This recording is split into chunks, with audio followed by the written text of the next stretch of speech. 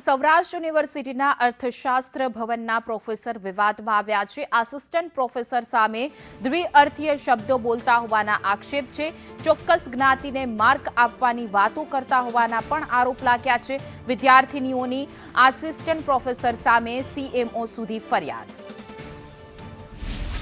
અત્યારે એમને એક બીજા કામથી ગાંધીનગર ડિપ્યુટ કર્યા છે આપણે, એટલે કાલ સુધીમાં આવી જશે, એટલે આપણને પછી એનો અભિપ્રાય મળશે, એ પછી આગળ આપણે શું કરવું એ કરવાનું છે। સાહેબ, જે અરજી તમને માનવ અધિકાર પંચમાંથી આવી છે તેમાં શું ઉલ્લેખ કરવામાં આવ્યો છે ને ખાસ કયા પ્રકારની તપાસ ખાસ તમારા તરફથી?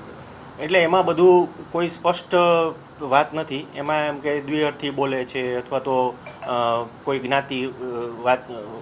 જ્ઞાતિવાળા કોઈ શબ્દોનું ઉચ્ચારણ કરે છે, આ પ્રકારનું છે। પરંતુ મૂળ વાત જે છે ને એમાં એવું છે કે પોણા પેજનું કાગળ છે, એમાં અરજી છે, એમાં નીચે જે સહીઓ છે એ સહીઓ આમ જોઈએ તો પ્રાથમિક દ્રષ્ટિએ કોની છે એની ખરાઈ પહેલાં સૌથી પહેલાં કરવી પડે અરજી માટે, બરાબર? કારણ કે આ પ્રકારની અરજીઓ જે છે એ આવતી રહેતી હોય ઘણી વખત યુનિવર્સિટીની અંદર, અને એનું અમારા લેવલે તપાસને એ બધું અમે કરતા હોઈએ છીએ।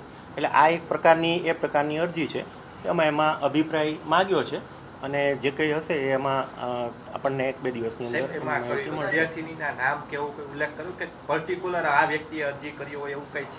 એટલે એમાં કુલ 4 કે 5 વિદ્યાર્થીનીઓના નામ છે નીચે એમાં વિદ્યાર્થીઓના, પણ પ્રાથમિક દ્રષ્ટિએ આમ લગભગ હેન્ડરાઇટિંગ સરખા હોય એવું પ્રાથમિક દ્રષ્ટિએ એવું દેખાય છે।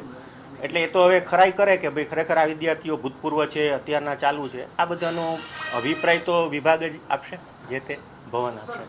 કદાચ એવું પણ બને કે વિદ્યાર્થીઓ પોતાની ઓળખ છુપાવવા માટે ભયને કારણે કરતી હોય, તો આ પ્રકારની બાબત ગંભીર બાબત છે, તો આપણે લેવલથી આમાં તપાસ કરશું કે આ કોઈ ચોક્કસ આ પ્રકારનું વર્તન ચોક્કસ કોઈ પણ પ્રકારની ઇનડિસિપ્લિન યુનિવર્સિટી કેમ્પસની અંદર આપણે શિસ્તભંગના કોઈ પણ ચલાવી ન લેવાય, એ બહુ સ્વાભાવિક વાત છે। પરંતુ એટ ધ સેમ ટાઈમ આપણે કોઈ પર્ટિક્યુલર ઇન્ડિવિજ્યુઅલને કોઈ ટાર્ગેટ નથી કરતું ને, એ પણ જોવાની જવાબદારી યુનિવર્સિટી કક્ષાએ આવે છે। કારણ કે આવું ઘણી વખત થતું હોય છે કે આવી રીતે કોઈક ટાર્ગેટ થતા હોય અથવા તો કોઈના હાથા બનીને કામ થતું હોય, તો આની સંપૂર્ણ જે વાત છે એ આપણે તથ્યના આધારે શું થશે એ આપણે વિચારી અને એનું તપાસ કરવાની છે।